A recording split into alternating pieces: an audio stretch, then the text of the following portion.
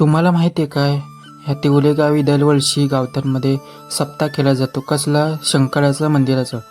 श्री स्वयंभू मंदिर हे जागृत देवस्थान आहे. तिथे दर 3 वर्षांनी शंकराची पिंड येते. तेच हे मंदिर आहे. दरवर्षी सप्ताह महासप्ताह केला जातो. हे आजूबाजूचा परिसर शांत निवांत ठिकाण आणि हे लाईटीचं झगमगाट सुंदर असं जीर्णोद्धार झालेलं हे मंदिर. 2-3 वर्षे झाली हे जीर्णोद्धार झाले मंदिर आणि दरवर्षी सप्ताह केला जातो. मार्गशीर्ष शुद्ध पक्ष प्रतिमेला ह्या 1 तारखेपर्यंत हा सप्ताह चालू राहणार आहे. अखंड इथं सप्ताह केला जातो. विणा खाली ठेवला जात नाही. हा विणा 1 तारखेपर्यंत आपल्या खांद्यावर ठेवला जातो आणि हे आजूबाजूचा परिसर तुम्हाला दाखवला जातो. हे बघा आजूबाजूचा परिसर.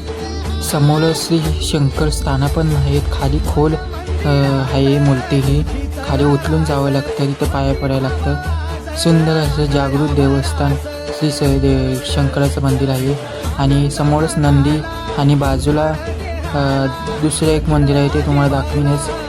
हे बघा आणि श्री विठ्ठल रखुमाई आणि नालदा हे यांची मूर्त्या तुम्हाला पाहायला मिळतात. बाजूला श्रींची पालखी विराजमान आहे.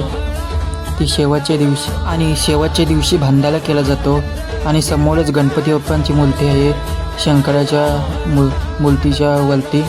आणि हा प्रशस्त सभामंडप. हे बघा विणाकडी पूर्ण अखंड विणा धरायला लागतो आणि समोरच आहे बाजूला हनुमंतरायांची मूर्ती. सुंदर अशी संपन्न प्रसन्न मूर्ती आहे हनुमंतरायांची बाजूला. आणि मध्ये किचन रूम असं आहे आणि त्याच्या बाजूला श्री शंकर महादेवांचं मंदिर आहे आणि सुंदर असं मंदिर आणि बाहेरचं परिसर शंकरांचं मंदिराचं. हे बघा आणि बाजूला मराठी शाळा आणि त्याच्यासमोर आई वेगळंबरी देवीचं मंदिर श्री आणि ते बाजूला पालख्यांची लिगवानची हे गादी आहेत. ते 3 वर्षांनी इथं पालख्या बसतात. तेच आहे इथं बाजूला शंकराचं मंदिराचं. इथंच श्री शंकराची पिंड येते 3 वर्षांनी.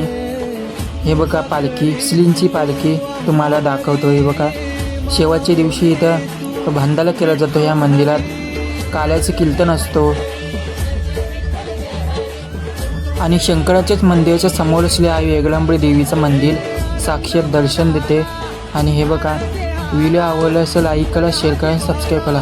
असेच माहितीपूर्ण व्हिडिओ बघण्यासाठी मी कोकणी प्रतिमा यूट्यूब चॅनलला आणि इंस्टाग्रामला फॉलो करायला विसरू नका.